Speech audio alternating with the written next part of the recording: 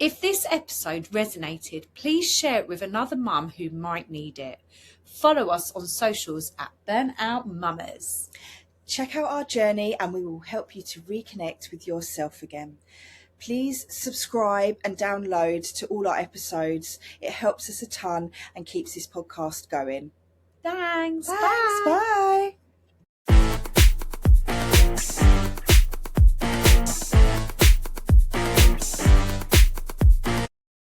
Hello, Burnout Mamas. Happy Friday. We're near the end of July and we can all switch off soon. But we've got a great guest in today, haven't we? Yes. Today's guest is someone we've been really looking forward to chatting with. And I've been stalking your Instagram because I literally love this topic. So we've got Lucy Hewitt, who is a metabolic health practitioner who helps women understand what's really happening inside their bodies. She's passionate about helping women regain their energy, improve their health, and stop feeling like they're constantly surviving. So Lucy, thank you so much for joining us. This topic. Yes. Oh, can you tell us about yourself? Oh, yes, pleasure. Absolutely. Hello, girls. Lovely to be here. Thank you so much for having me. So I'm Lucy. I am a metabolic health coach, detox specialist, and also fasting coach. So I help women through different stages of their lives, depending what they're going through, with the metabolic approach, with deeper, safe detox. Importantly, there's lots of kind of cleanses and things flying around the internet always. And so I am trained in the safe ways to do things. And fasting is a big part of my protocol. That's been a big part of my own healing journey. And that's something I coach women on, because we cannot fast as men fast. We are not small men. We need our own approach to fasting. So I support incredible women taking back control of their health. And I like to say, bringing them back to health sovereignty. Because actually we have all these tools and things that are great, but actually like we heal ourselves. So bringing that ownership and empowerment back to us, to heal ourselves with tools and, you know, things like fasting and the right diet, nervous system regulation, which I know you guys talk about a lot on the podcast. So yeah, all these things. And then a little bit about me and how I got to this work, for your listeners. So I had a breast cancer diagnosis in 21. I did a little bit of conventional. I did actually do chemo, and I managed to keep most of my hair. Fasting actually helps through your treatment to keep your hair. So I support ladies that are going through treatment with all those things, and I had no side effects at all.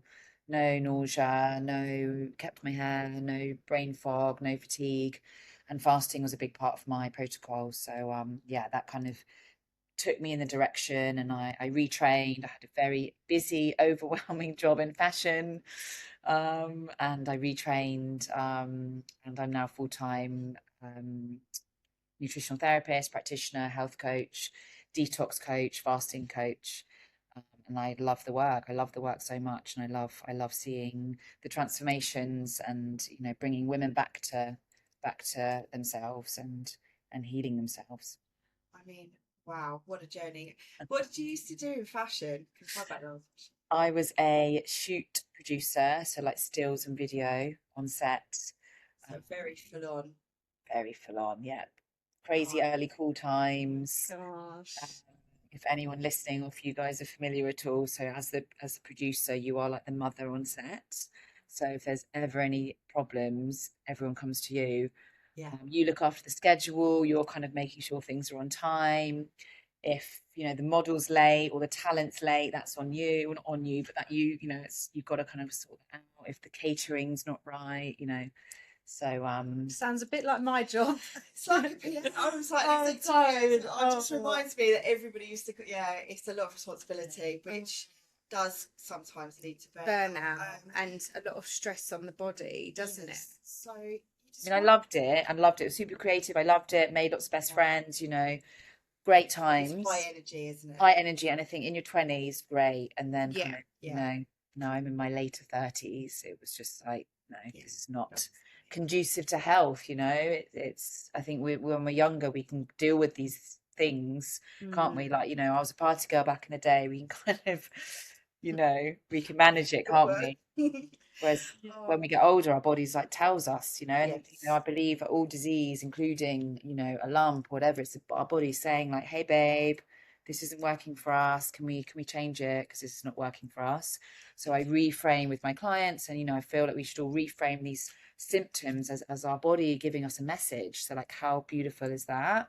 And not being so afraid of it, and being like, thank you, body, for giving me the rash or the pain or the irregular cycle, whatever it is, because that's telling us our life is a bit off kilter, so we need to make some changes. Obviously, you said you were a cancer survivor. Would you be happy to share that journey with us? Yeah, absolutely. I'm very open about it. I think it's a conversation that we need to have more openly. The numbers are just, I think it's like 50%. So like 1 in 2 will have a diagnosis in their life. It used to be 1 in 3, didn't it? And that was which is really scary statistic. But like part of my journey and what I work with my clients on is reframing that as, taking away the fear. And I've been there. It's terrifying, but just taking away the fear that our body's trying to tell us something here, because we're not living the most healthful life. And a big part of it, yes, the physical side, but also the emotional side. And emotionally, like what's up, our body's giving us a message here. So my own journey. So breast cancer diagnosis in 21. I was, classic breast cancer story where I was healthy, I was having my green juices and I was going to the gym, and I felt good. I had no other symptoms particularly. Found a very small lump in my right breast. I'm very small chested, so I was kind of like, didn't know whether it was like muscle or because I've always worked out, and it wasn't that obvious what it was. My partner at the time, I was immediately like, can you feel this? And he said, yeah, there's something there. So I was in East London at the time, so my nearest hospital was Whipps Cross, if anyone's familiar. So like Leighton, Walthamstow Way, any of your listeners in East London. And, power to the NHS at that point. They got me through so quickly, had all the scans and things super fast. They really fast tracked me, and I know that they're very on it with the diagnostic side, which I was grateful for. And I had to wait. Oh God, I think I had to wait 2 weeks for the results. That's the worst, isn't it? When you're kind of just in limbo. And I was trying, I was kind of at the beginning of my spiritual journey back then, but not as much as I am now. And so I was like doing, manifesting and trying to just tell myself it's going to be fine. It's going to be, it's just going to be a cyst or whatever. And then went into the breast specialist in Whipps Cross, and they said it is cancer, but more devastating that they were recommending chemo. And that is more devastating, I think, for many of us women, because we're like, oh my God, am I going to lose my hair? That's where our mind goes to, isn't it? And our hair is our identity. It's part of our femininity. And I'm a redhead, so even more like a part of my identity, right? I know it's kind of bleached with the sun here, but I promise I'm a redhead. Look, I have, I kind of have, some people tell me I'm not these days. Now I'm on the beach. Now I live on the beach, and it's so, the sun bleaches it. I have people tell me that I'm not, and I'm like, don't go there. The amount of bullying I had at school, that's often the most challenging part of that. Of if the medical system are recommending chemo, as women were like that was definitely what. Sorry, excuse my language. No, it's fine. That's definitely what was the most worrying. It wasn't necessarily the diagnosis. It was, I need chemo and I'm going to lose my hair. So I went ahead and did it. I kind of sat with it and took my time with it. And that's one thing, again, if anyone listening is on this journey or has friends, family on this journey, don't let them rush you. Take your time. The reality is the lump has taken years, if not decades, to form. And so take your time. Do not feel rushed into treatment. If you're not sure, don't go ahead. Just wait. The hospital might not like it, but again, it's our body, it's our health. Don't feel like you have to do exactly what they say when they say, it's our choice. What steps did you take? So from when they told you that you had the lump, Yeah. what was your next steps in what you took? So I think, like lots of us, we go into research mode, Mm. and so I was 33 when I had that diagnosis, and I'm 38 now, and I just knew deeply in my gut, in my bones, I have got to 33, and the only medication I'd ever had was one round of antibiotics, one, and I Wow. was just like, I've got to this point with nothing, so Mm. I know that healing is not just drugs. It's not just Mm. medication. I just knew that in my bones. I'd always been into kind of food and cooking and, been healthy enough. And I just knew, I was like, I'm not going to get through this. That's the medication, chemo isn't what's going to heal me. It's going to be making big changes in my life and my food and my sleep and my stress. Yes, which brings me on to the Stress. next question. Yeah. Yeah. I Yeah. mean, why our podcast is called Burnout Mamas. So this sort of what we want to talk about now is, why do you think so many women are so burnt out? I mean, one thing we hear all the time from our perspective is, I'm exhausted no matter how much I sleep. You know, you can take all these vitamins and minerals and sometimes you're still feeling exhausted. So why do you think so many women feel like this? I mean, there's lots of reasons, and it becomes a vicious cycle when we're in it. So let me think about where I would start to unpack that. Um, there's a few things I think that have been important on my journey. So I think modern living has normalized stress as us feeling busy and productive. I think that's really key. So from an emotional perspective, we've like reframed that little low level, like, oh, got to do that, got to do that, got to do that. We've reframed that, which is low level stress, as, oh, I'm just busy and that's just life. I think that's kind of, we've normalized that feeling of like, Hustle like culture. pinballing around. I think that's really key. And then what's happening inside the body? I mean, there's multiple things. So, gut brain connection, for example, is huge. So when we are in a stress state, our processes like our digestion starts to shut down a bit. So that might be that, we're stressed in our mind, and so our digestion isn't as effective as it should be. And so we're not absorbing the supplements that we're taking, we're not absorbing the food that we're taking. Our brain, basically, when we experience stress, and I'm sure some of your previous guests have gone through this, our brain doesn't realize that kind of email, or that, like, whatever it is, that kind of difficult text that's come through, or that kind of overscheduled to-do list, our brain doesn't realize that that's not a saber-toothed tiger trying to chase us. So there's an imbalance with those stressful triggers in modern life now. And so back in the day, our body would have to prioritize running. And so it prioritizes pushing glucose, stored glucose out, so that we can have that energy boost to run away from the tiger. Whereas now, and then it deprioritizes things like digestion, because we don't need to digest when we're trying to run away from a tiger. That doesn't matter. We just need to run. So now we've kind of, tipped the balance, where all these different triggers in modern living activate the stress response, which our body still thinks is a saber-toothed tiger. And so we downregulate things like digestion and immune function. So then those things are impaired, and then we get these symptoms come through, because that low level stress is triggering our body to downregulate things like immune function and digestion and our cycle even, like, I don't know about you girls, but like, I've had periods where my cycle isn't regular because of stress. So obviously, like, our body's not going to try and create a baby if there's a tiger chasing us, right? So it's all adaptations that are incredibly protective for the body, but we've mismatched, our email notifications, our WhatsApp messages, are even watching stressful stuff on TV. Yeah. Watching, like, the crime dramas, which I just I'm the can't watch. worst. I'm the Because it worst. stresses me. It's just I don't know why.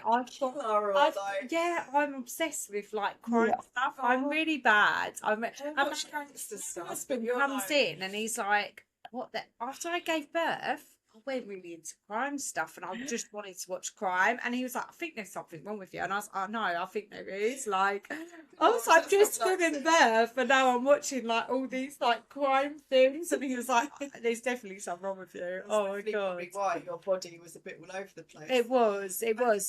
What is actually happening inside the body when we live in constant stress? Because when I was in my 20s, this information was not out there at all, and I suffered really bad with my guts. I was in a very, I did enjoy my 20s. It's a very stressful time, but when I went traveling, oh my God, as well, I pulled on the weight. I went traveling and I like dropped a stone. I was doing the same thing, but obviously where I was relaxed. And I do tend to put on weight when I am stressed as well. It's obviously the cortisol. So I understand like the body and stuff. It's just putting things into practice. But what is actually happening inside the body when we are living in that constant stress? So you kind of we had half of it. You already know half of it. So it's that cortisol. So the mechanism, the kind of ancient mechanism is, I use the tiger analogy. A tiger, there's danger. It's a tiger going to chase me. I might die. So our body then dumps glucose, stored glucose, so potentially from the liver, glycogen, dumps that into the bloodstream to give us a boost of energy to move our muscles and run. So that's what that mechanism is for. So it's a protective mechanism to keep us, alive, running away from being able to run away from this tiger. Whereas that now we get that stress response from a difficult conversation, a conversation with somebody at work, or like somebody, we're having a challenging situation at work, or that difficult text message coming through, or it's our perception. That's things, our perception of the stressful thing. So these people, those messages, those kind of situations that we now perceive as stressful, that still stimulates that cortisol response. So cortisol is elevated. We need cortisol, it keeps us alive. We need cortisol as a hormone, but then that then signals blood sugar to be elevated to help us to run away. Whereas, that situation in the office or that difficult text message, we don't need to run away from that, right? But the perception is still the same inside our brain. So that's kind of essentially what happens. And then and our blood sugar, that's the other thing I always remind my ladies I'm supporting and coaching, is that blood sugar isn't just about food. It's a piece of the puzzle, but stress is a huge part of the puzzle with cortisol and blood sugar. Also sleep. Does this resonate with you? When we've had a rubbish night's sleep, all we want is sugar. All we want is like, true. Yeah. And we notice that craving way more than a day when we've had a better night's sleep. And that is because our cortisol is elevated because of the limited sleep we've had. And then, we're trying to chase that high. We've woken up with higher blood sugar, and we're trying to get ourselves back up there with sugar and sweetness throughout the day. So a reminder that like sleep is also really important to modulate for our blood sugar. It's not just food that spikes us. Yeah. Do you think the chronic stress changes your metabolism? Do you think it slows it down? I think it does. I think it's because it's all about patterns with our body. So the environments that we're giving our body, and patterns that we're showing our body, that our body's always trying to kind of adapt. So if we're always in this kind of chronic stress state, then our blood sugar would trend a bit higher, because our body thinks that we're kind of daily having to run away from a tiger, because we're all like a smaller, maybe it's a baby tiger, a little like tiger cub, a smaller, lower level chronic, but our body's always trying to kind of adapt and optimize. I do. And I'm not in the kind of I know there's data, I can't kind of give you exact, but there is data also that stress actually changes our neurotransmitters and our brain chemistry. And so, it's something that was a huge part of my story, and we really need to work on it. We really need to kind of work on it. 100%. I actually feel, as I'm talking to you, I've put myself in really stressful situations, and I've been so into fasting, like really wanting to do it. And I have fasted in the past, haven't I? I did go for it. Obviously, me being pregnant and now I'm breastfeeding, my body is really craving a reset, and I keep thinking of it. And I don't know if I can when I'm breastfeeding, because a lot of people have said you can't fast when you're breastfeeding, which I don't know. I'll ask your advice on that. However, I've had like signs in my body where all my skin's peeled off, like just eczema above my eyelids, like where I'm really stressed, patches of like psoriasis, which I've never ever had before. And I obviously run my company. Yes, it can be very stressful, and yeah, it is stressful. And I carry a lot on my shoulders. So I'm asking your advice from a personal level. I was going to ask you at the end, but I thought, why not? Because someone may be going through the same as me, on a bit of personal advice. So your first question there. So can we fast when we are breastfeeding? And the answer is no, Yeah. because you need to be nourishing yourself as much as possible as a mum, so that then you can nourish your baby fully via your breast milk. So not recommended to be fasting when you are breastfeeding, because it's all about nourishment, building yourself so that then you can pass on, optimal nourishment to your baby. However, after that period, introducing some gentle fasting, but it's always working out where you're at. So when I work with my ladies, I've created something called my Metabolic Flexibility Tracker, and it's basically like a little handout which sees where you're at in terms of your own, how you're eating at the moment, when you're fasting overnight, when you're eating, what you're eating, and also mood tracking, importantly, because I think with fasting, we have to build up slowly and steadily. We don't want to crash right into a 24-hour fast. It's not good for the body, and also it'll be so much harder. So we would work on your own, where you're at as an individual in terms of your metabolic flexibility. So fill out a few different things, see where you're at, where your current eating and fasting window is. And then from there, we would work together on like opening up the window and kind of making sure you're eating the right things before and after your fast, because it's really important what we eat before and after fasting, especially before, because if we're eating a whole food keto diet in the days before we're fasting, we get into a fasted state and ketosis a lot more easily. Because I think another thing we sometimes forget that the whole point of fasting is to get into ketosis. So that is switching from glucose as our fuel source to ketones. It's not just not eating. That's not kind of the point. The point is to produce ketones, and those are super protective, especially for brain health. Amazing for brain health. So the very original data on the ketogenic diet was actually for epileptic kids. That was like back in, I'm going to get this wrong, I want to say the 60s, but I'm sorry if that's the incorrect date, if any of your listeners know. But that was the original kind of data that was published on the therapeutic benefits of keto, was for kids with epilepsy. And obviously brain condition, the high fat content, low sugar content of the ketogenic diet is super supportive for brain health. The times I've researched it. Yeah. And that is what we're doing with fasting. It's not just not eating, it's switching from glucose as our fuel source, which glucose is carbohydrates, pasta, rice, bread, all those things that we've grown up with as being part of everyday meals, switching from that as our fuel source to ketones. That's the point with fasting. I know I did a juice retreat, Jason Vales. I think it's probably before we came on the podcast I said it. It was in I believe I was meant to go on it as well, because it was a cancellation. It just came up because we've got no availability for like over a year, and then we got this phone call, so we got cancellation, went on it, and I fell pregnant a few months later. But my point was there was people on there that could do 7 days or 28 days, and obviously for the longer periods, the whole reason he set his up was because I think his mum was up. This is a long time ago, my memory is terrible anyway, but I think his mum had cancer, and he wanted, was it now that he had really bad psoriasis, and he was like, there must be better creams for all these steroids, or way of healing my body that's not just creams. And I'm sure that's how he created it, and then he managed to heal himself.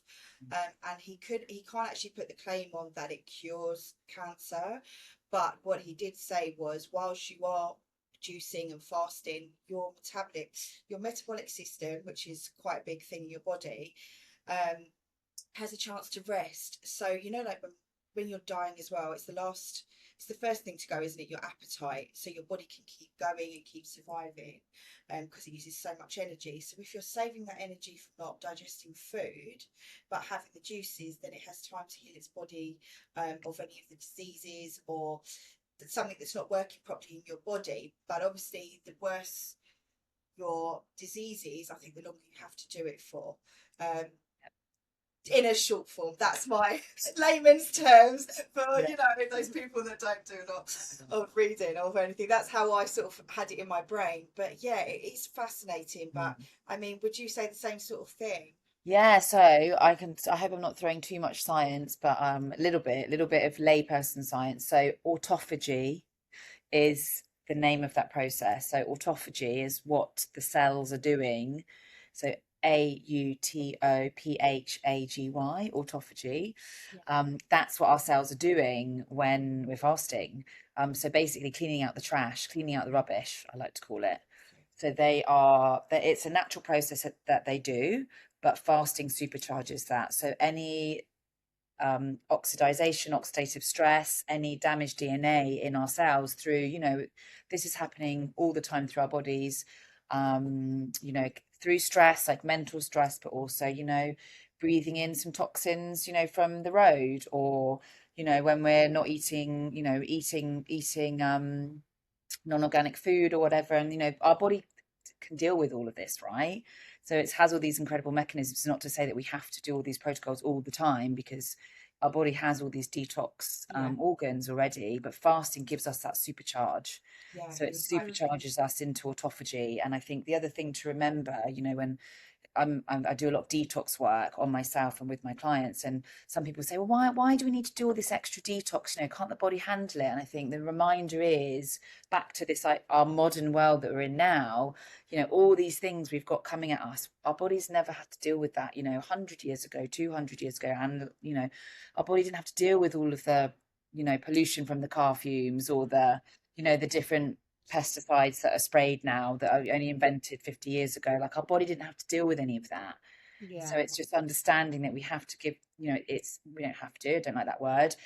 It can be helpful to give our body a bit of extra support. So something like a fast pushes us into that autophagy, so it gives us a boost. Like a little MOT. Yeah. Exactly that, a little boost. When you say fasting, Yeah. so what does that mean? So for someone who's never fasted before, I know lots of people that have never done it, have never even heard of what fasting is. But do you do it with lemon, water, and salt? Is that how you do it? And what kind of salt? Tell us a bit about what a fast is. Yeah, so for me, so you have, if we go basic, so you have a dry fast, which is zero, even nothing, no water, nothing. That is not what I work with. That's not what I'm trained in and not what I believe in, but some people do the dry fast. So what we're talking about today is a water fast. And what I use a lot, or have used a lot on my own healing journey, and how I support my clients. So water fasting.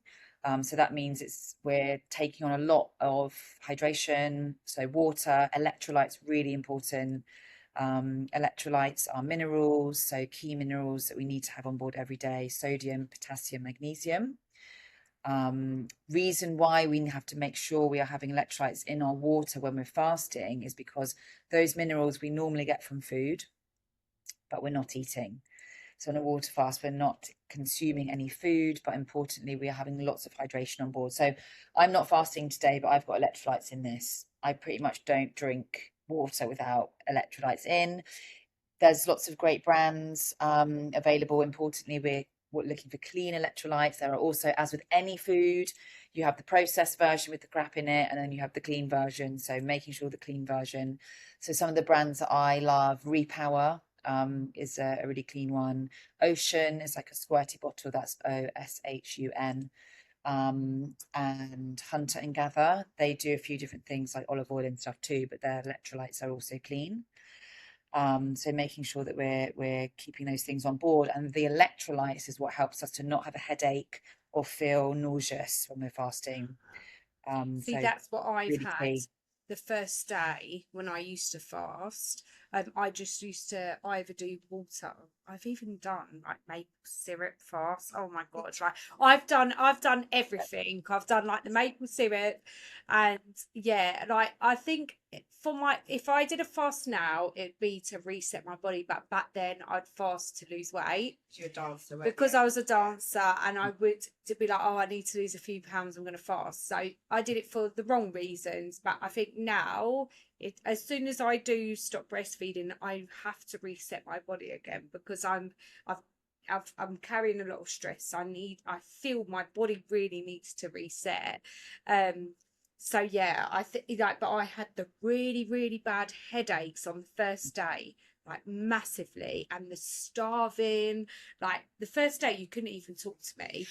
First and second day, by third day, I started to get better. So are you saying the electrolyte stops that? Yeah, really important. So I Right. think, part of the work I do with my clients is the kind of prep, really important. So if we're going into like we'd never be going into like a 3-day fast straight away. We're building up slowly. But when we're in a good place and have some fasting experience to go into a 3-day, for example, which, a 72-hour 3-day is incredibly healing, like if we've got anything going on, working towards a 3-day fast, doing that, every kind of season, like every few months doing one of those is an amazing healing tool, but building up slowly, not crashing straight into that. So absolutely making sure the couple of days before we go into the fast, we're eating keto.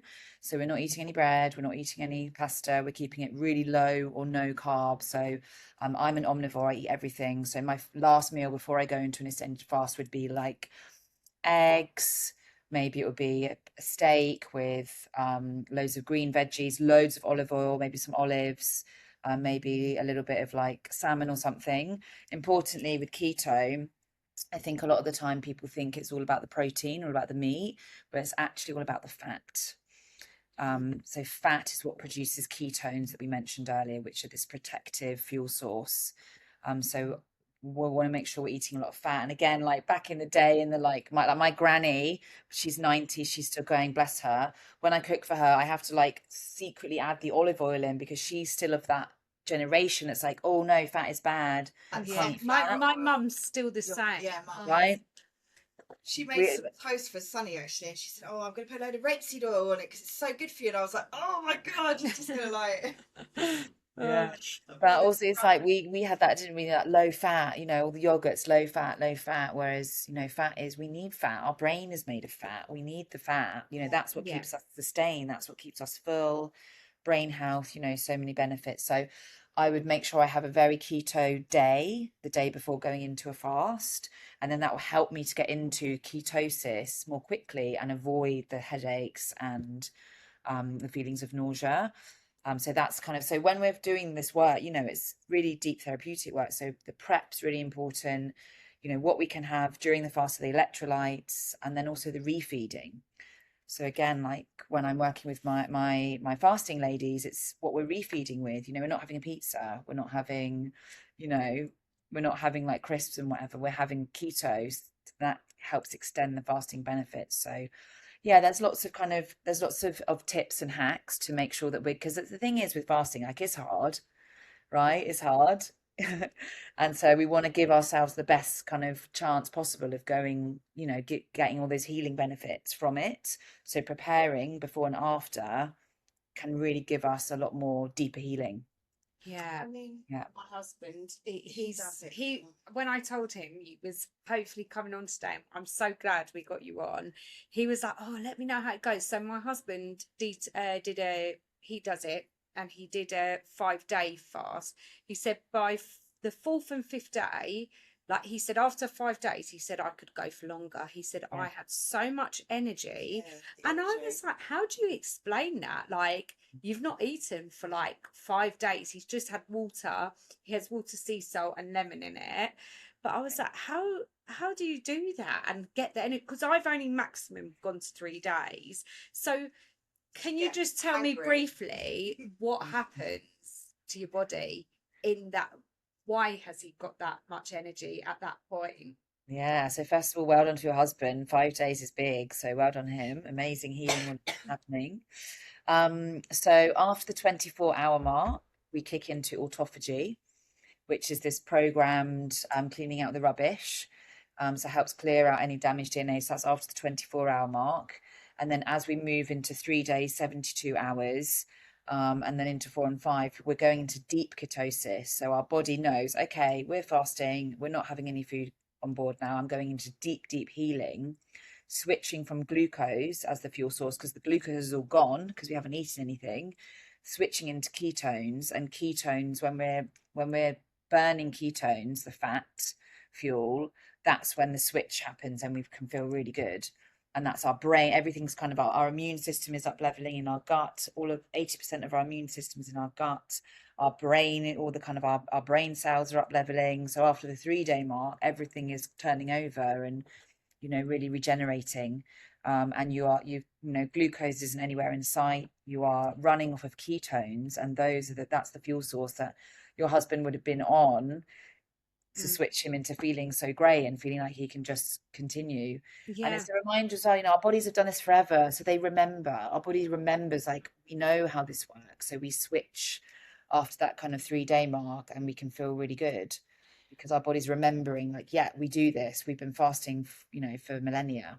Yeah, well, taking it back to the caveman times, and I love it when you talk about the saber-toothed tiger, because it is so true. We forget where we're from.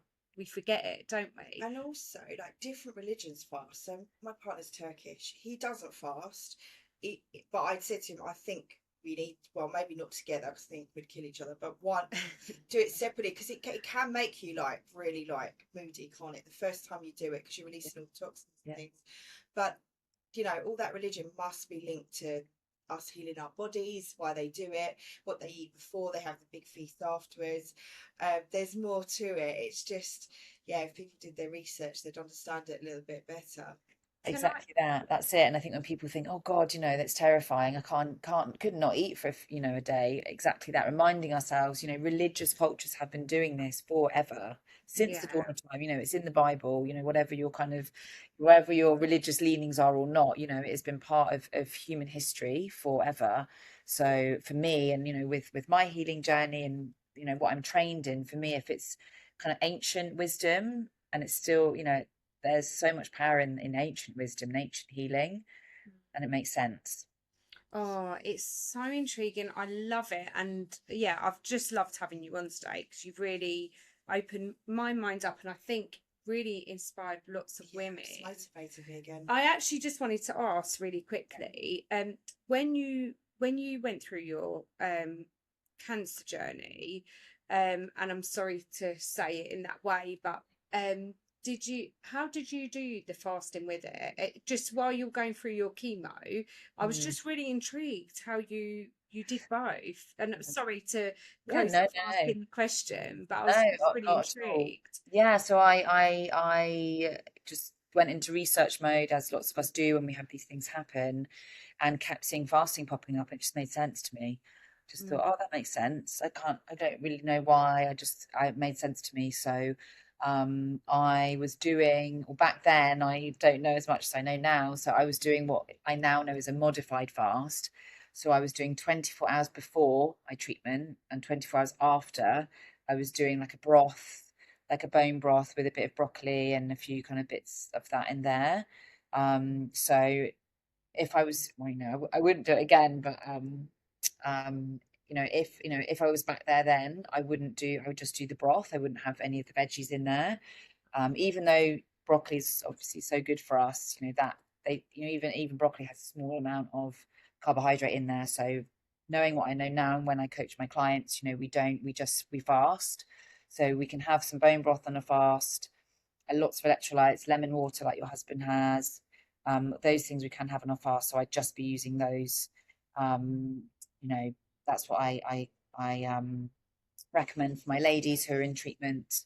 And then, for 24 hours before, most importantly, it's important that we get into ketosis before we go into the treatment. That's where the protection comes. Yeah. So we are getting into ketosis before treatment, ketones are very protective. They protect our healthy cells. And because we know that cancer, one of the fuel sources for cancer is glucose, if we take away the glucose because we're fasting, cancer doesn't have its fuel source there. So fasting works twofold around treatment. It is taking away the cancer's fuel source, so the cancer is depleted while we're going to treatment, and the ketones bolster our healthy cells, so they're more protected. So it means the treatment is more effective because the cancer's got its fuel source removed, and then we're hitting it with treatment. So it's, yeah, I think if there's one thing I recommend anyone listening, if they are going through treatment themselves, or they're, you know, they have a friend or family member, there's one thing that I would recommend to do through treatment, chemo treatment, is fasting. Did you, I mean, have you physically seen the results in a positive way? Has it, does it speed up the treatment? Yeah, it kind of, it definitely improves. I think the main thing is the side effects. You know, I didn't have any side effects. And that's, I think, what, well, I know through my work and my training, you know, it's, the treatment's toxic. Yeah. You know, it can work. It doesn't always work. You know, I just need to be honest with everybody, because this is my work and my world, and I don't want to pull, you know, any kind of, you know, it doesn't always work. But what often, you know, what's most challenging is because it's toxic, you know, sometimes it does work, sometimes it doesn't, but because it's toxic, that is what gives us the side effects, because our healthy cells are getting impacted by the toxic treatment. And that's what gives people, you know, like fatigue, not being able to eat, nausea, brain fog, all those things. It's because the treatment is not, you know, often the treatment is not targeted. Certain types of, you know, I mean, we don't go into too much of the detail, but like some immunotherapies and some, there's different types of treatment, some of which are targeted. However, lots of the chemotherapy treatment is not a targeted treatment. And so it attacks, you know, it goes to the cancer cells, but it also goes to the healthy body cells. And that is why side effects happen, is because people's healthy body cells are being impacted by the chemo. It's fascinating, isn't it? And they don't want you to know this, because obviously they make lots of money off medicine. So thank you for coming on. Can we just end with a quick fire question? Yeah. Lucy, you've been incredible, and like, thank you again. And I feel like we say this to every guest, but thank you for putting your vulnerable self out there and what you've been through, and then inspiring so many others. And even us just sitting here feel very inspired. Like, I'm desperate to do a fast, and I will definitely be having a chat with you when I'm ready after my breastfeeding journey. So yeah, 100%. And I'm sure listeners out there, Lucy, can you tell us a little bit about, just before we do the 5 questions, sorry, where to find you? Yeah, so Instagram, Lucy Hewitt on Instagram. And I also have a online community, the Metabolic Sisterhood, where we go through fasting protocols. We do community fast together once a month, and I've got, you know, fasting courses, fasting resources, all sorts inside the sisterhood. So that's a really good place for people to come and feel connected and feel community feel. I think when you're on a healing journey, it can feel really lonely. It is really lonely.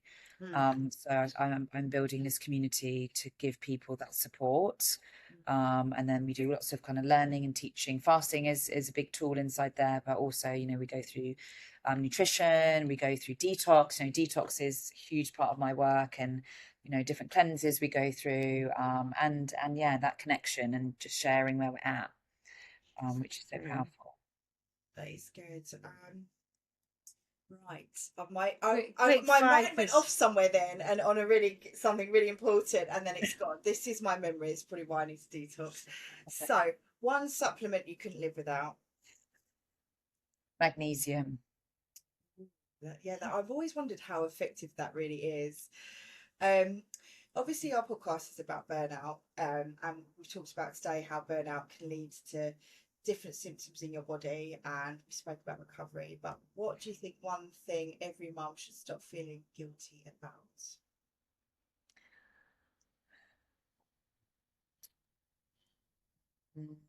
Knowing that our bodies are built to do this, and surrendering to the phases of motherhood and surrendering, and know that when they're challenging, they will pass.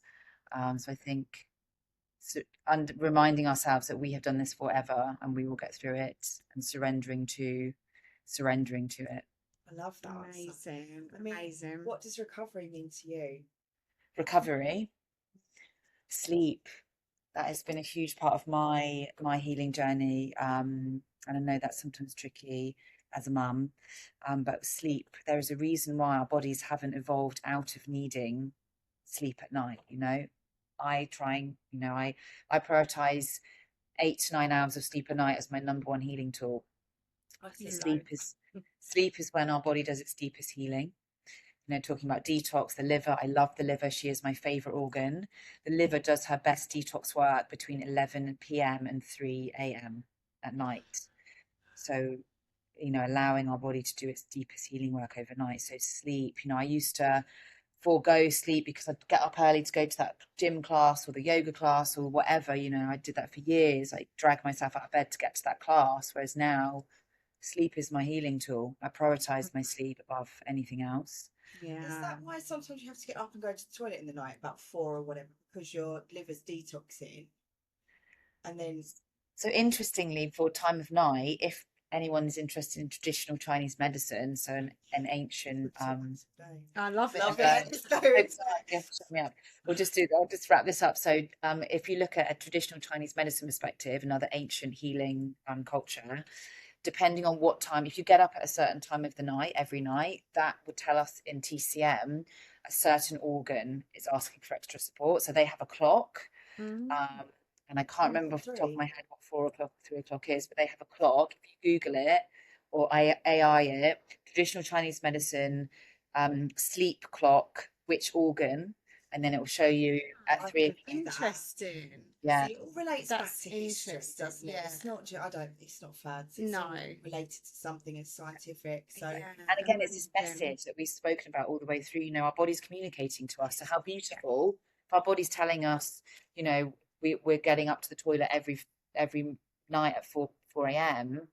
That the organ that is linked to is giving us a beautiful message. Like, how cool is that? And then you can go and be like, okay, I'm not going to get this right, but say it's the spleen, 4 a.m. Then you can be like, cool, how can I support my spleen with food, with herbs? Yeah. So it's all messages. It's our body, so interesting. with communicating to us. So reframing, like even for me, like the lump is communicating to me, and it helped me to change my life in so many ways. To live like I love my life now, and I'm so at peace, at ease, and filled with joy and love with my life, and I wouldn't be here if it wasn't for the lump. So amazing. Thank you. I mean, thank you so much for joining us today. There has been so much practical advice and reassurance in this conversation.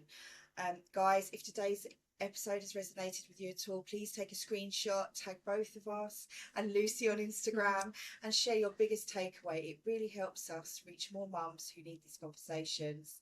Don't forget to follow Burnout Mamas, one word, whenever you listen to your podcasts, and leave us a review if you've enjoyed today's episode. And I think we could be ending today for the summer on this. We're closing for the whole of August. Amazing. And a perfect time to do our fasting as well. It's easier to fast in hot weather. It's way easier to fast in hot weather. Yeah. Okay. Yeah. Yeah. So we'll do that. So we'll come back fresh in September with some, slimmer bodies and new fresh minds. Yeah. So we'll see you Thank soon. you. We'll put all your links in our notes so people can find you, Lucy. And thank you so much for your time today. And thank you. We really appreciate it, and we think you're an amazing inspiration. So thank you. Look after yourself. Oh, so welcome. Thank you, Lucy. Bye. Bye.